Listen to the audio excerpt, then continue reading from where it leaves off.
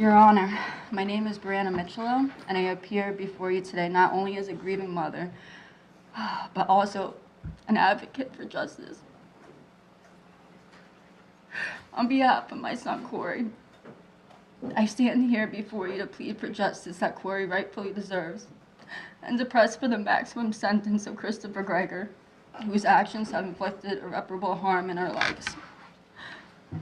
For you to fully understand the gravity of the situation, I will flash back to the July of 2013. This day marks the beginning of a traumatic journey defined by manipulation, abuse, and ultimately an unspeakable loss. At 16, I first met the defendant, who was 21 at the time. He proceeded to feed me drugs, alcohol, and took complete advantage of me, which led to the conception of Corey. From day one of my pregnancy, I knew I would keep Corey regardless of the way he was conceived. Corey didn't ask to be brought into this world, and I knew I owed it to him to bring him into this world with unconditional love. Corey was and still is my life, my world, and my everything. I would also like to speak about my past, which I am not 100% proud of. You heard a lot about it throughout the trial, and so did a lot of the world. It was very upsetting for that to come out because I've worked extremely hard for many years to be where I am today.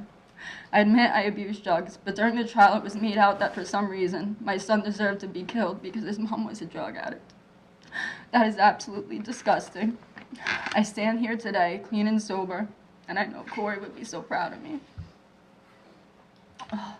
Unfortunately, my son is no longer here to tell his story, so I'm here to be his voice and tell his story along with all the others sitting in the gallery who have continued to stand by me.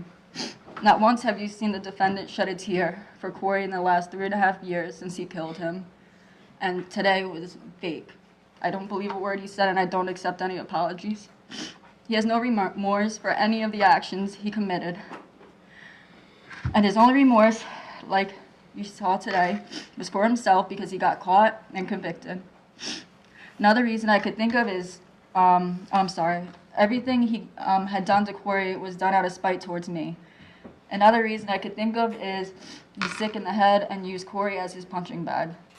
On April 2nd of 2021, it was not the first time that he abused Corey, but it was the last time. He never had an ounce of love for Corey. And to the defendant, Corey was just an inconvenience in his life. He never hugged him. He never praised him. He never told him he was proud of him or that he did a good job. He punished Corey every chance that he could get, and I cannot even begin to imagine what my son dealt with behind closed doors with this man. On April 2nd of 2021, I hesitantly dropped Corey off at the defendant's home, which is a mistake that will haunt me for the rest of my life. I kissed my son goodbye unknowingly for the last time. I wish I knew what was going to happen and I would never let him go. At 3 p.m. the same day, I received a phone call from the defendant where he stated Corey was very sick and he was taking him to the hospital, and then hung up on me after he asked for my insurance card. As an extremely concerned mother, I called him back with no answer and continued to do so along with texts for hours to find out where Corey was and what was going on. For those few hours, my mother and I called every hospital in the area with no luck. The very last hospital finally said he was there. Then there was a knock on the door. It was our local police there to tell me Corey had passed away. My healthy 6-year-old boy who was just alive and well with me a few hours ago is dead. My heart dropped and my whole body collapsed from the shock that took over my whole body. I was unable to breathe. My mind was racing, and I felt like I was no longer inside my body. All I remember is screaming that they had the wrong child because Corey was fine this morning. I actually convinced myself that it wasn't him and they had the wrong kid for a while. My next question was, where is Chris? I needed to know what happened, and he was nowhere to be found until the next day, when I found out he was in Tennessee. No one was able to tell me what happened to Corey except Corey died at the hospital. I couldn't even see my son until a week later at his funeral because his body was evidence. The defendant took away my chance to say goodbye to Corey while he was passing away, and not once did he pick up the phone he was using to converse with many of his girlfriends, to call 911, to seek medical attention, which could have potentially saved Corey's life. Instead, he allowed Corey to suffer silently for hours. Once he realized how bad it was, he threw him in the car and then proceeded to drive 15 minutes to the hospital. He slowly walked Corey into the hospital with no sense of urgency, even when he knew how bad his condition was. I fully believe that if we took Corey to the hospital as soon as he received the lethal blow, he could still be here today. There were many steps he could have taken to save my son's life. Instead, he sat home and let Corey slowly die for hours. Every day since April 2nd has been an absolute living nightmare, and it is now the new reality for me to replay Corey's horrific death repeatedly in my head. It's the first thing I think about when I wake up in the morning, and the last thing I think about before I fall asleep at night. I dread normal conversation with people, because I always get asked, how many kids do you have? I say 2, and they follow up asking how old are they. That's when the grief sinks in, and I have to tell them my 6-year-old was killed by his father. It is such an indescribable feeling when I found out I was pregnant with my daughter. A sense of guilt was all I could feel. I wanted more kids, but how do I love another child? Is it fair to Corey? That is all I could think about. Now I know this is not true, and I love my daughter with all my heart, but I always will feel an emptiness, no matter how many children I have. My new reality is explaining to my daughter what happened to her big brother and why is he not here. I live in fear every day, every second of the day, that something will happen to my daughter, and I will lose her too. It's a horrible feeling, and it causes me such bad anxiety. I take her to the cemetery to see Corey every weekend, and at 1.5 years old, she knows where Corey is, buried. It is every week. It is heartbreaking. She sits and plays with the cars and toys we left there for him. I live in a nightmare, and I would never wish this feeling or how I must live on my worst enemy. Throughout everything he did to Corey, Corey still loved him. He looked up to you, and he still wanted to be, I'm sorry. And he still wanted him to be like a real father who treated him like a son. Instead of being a good role model for Corey, he decided to beat him to death. Why? Were you jealous of him? Did you hate me so much that you took it out on Corey? Were you abused as a child? Not that that's a good excuse, because you could have overcome it and became the protector he needed as a child, but instead you became a killer. There was no amount of love in his actions, and only a disturbing amount of hate. It seems like he hated Corey simply because I loved him, and he felt deprived of that love. He couldn't even control himself for long, because after the first visit with my son, he started abusing him.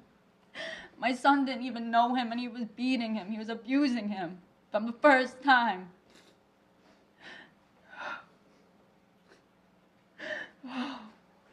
I thank God. I hate you for not letting me say goodbye to my son, but I thank God your face is not the last one he saw. I'm sorry. What this monster did was pathetic, disgusting, and I wish him nothing but the worst. One could only hope that karma comes to him quickly.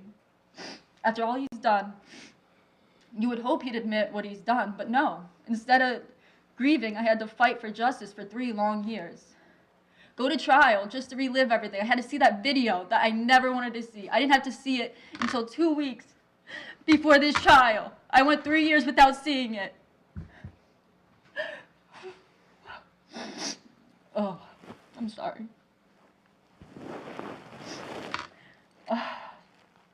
Just for you to be found guilty anyway.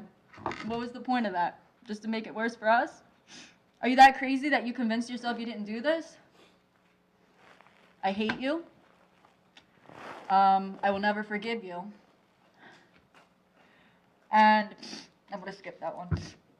You have stolen my full potential at happiness, and I will never have my son back. My family will never feel whole again. My daughter will never get to meet her brother, and my boyfriend will never get to be the father that the defendant should have been to our son. He took my whole world away from me. He has shown and proven to be that special kind of dirtbag he claimed I was. Your Honor, all this monster had to do was say he did not want to be a father. No one would have made him. I would have happily continued to raise my son alone with the help of my family.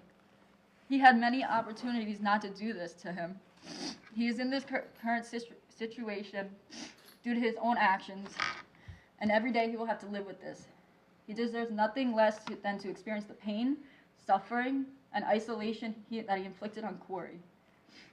I hope that every moment he spends in prison is haunted by the torment of knowing he killed my child. I fear when Christopher Gregor gets out of jail, whenever that is, he will come after my family and I again. I fear for our lives. His twisted mind truly thinks that I caused all this and that he's in jail because of me, even though he's here because he killed him. I truly believe if he ever gets out and gets the opportunity, he will kill me. Your Honor, Corey should be going into 5th grade in September, hanging out with his friends, playing sports and enjoying his life.